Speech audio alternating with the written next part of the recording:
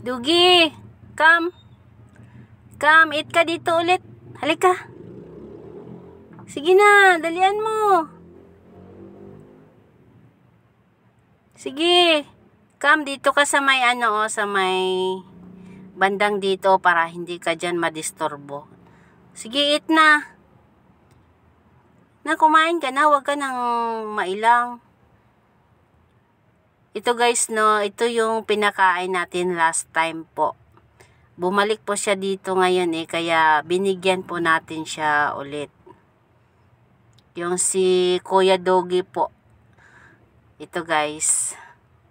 Parang naano na siya dito na kumain. Parang nasanay na siya kasi bumalik siya dito Yan Nung tinawag ko siya, hindi siya nagdalawang isip na pansinin ako. Kasi naman siya, maamo po siya. Yan. Nangangayat po siya kasi parang hindi na ito inalagaan kaya pinakapakain na lang po natin. Noong una, nagbaka sakali tayo na baka mangagat kasi siya dog siya na lalaki po siya na dog. Malaki siya na dog pero nangangayayat. Yan May pinakain kasi tayo kanina na isa. Hindi po niya type yung binigay po natin. Tapos ngayon ito binigay natin sa kanya kasi naghihintay siya doon sa may sa may malayo. So tinawag natin siya.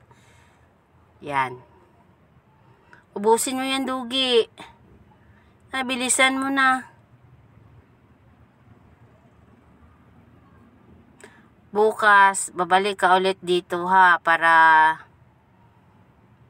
bibigyan kita ng ng budget po ng dog food.